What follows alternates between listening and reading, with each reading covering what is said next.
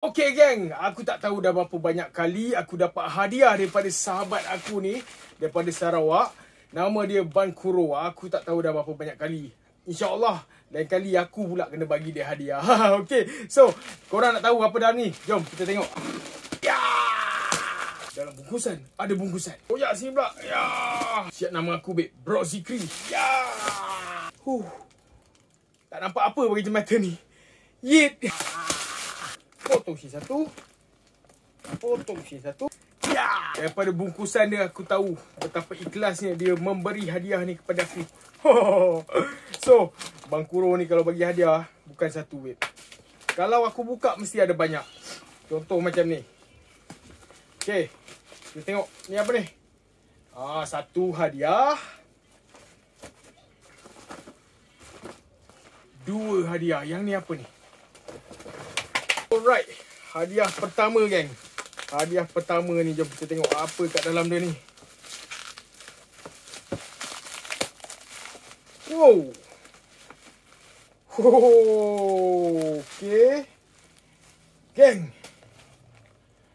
Ish. Alamak, bila aku tengok ni, kan? Aku teringat, babe, kenangan aku dengan mak aku. Kau tahu tak?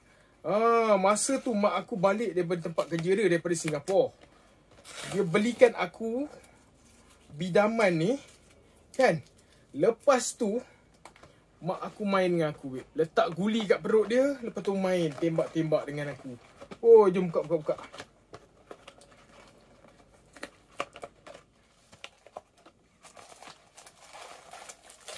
Oh. Wow. Kena pasang, babe. Yang ni aku tahu siapa suka pasang. Kakak wrestling kau suka pasang. Confirm. Alright, so dekat dalam dia ada apa ni? Okay. Ada stiker dia. Siap guli, babe. Siap guli, ya. Siap guli. Serius, babe. Aku kalau tengok mainan ni, aku memang teringat zaman aku kecil. Mak aku bawa balik daripada Singapura. Belikan aku. Lepas tu, dia main dengan aku, babe. Apa peluh. Cuba aku buka. Kenangan, babe, menggamit nostalgia betul. Terima kasih sangat Bankuro. Alright, jom kita tengok hadiah lagi satu apa. Ni hadiah daripada satu. Okay, ni hadiah lagi satu. Oh, aku dah nampak dah apa. Kuih raya, babe. Jom kita tengok kuih raya apa. Alright, jom kita tengok kuih raya apa. Okay. Baru aku ingat. Si Bankuro cakap kuih ni dekat Sarawak ya ada, dia kata. Kalau kau tengok dekat Semenanjung ada, dia cakap rasa dia lain, tak sama macam yang kat Sarawak punya. Nama dia kuih kuyak. Yang ni mahal, be. RM30 satu bekas ni. Kuih raya kan.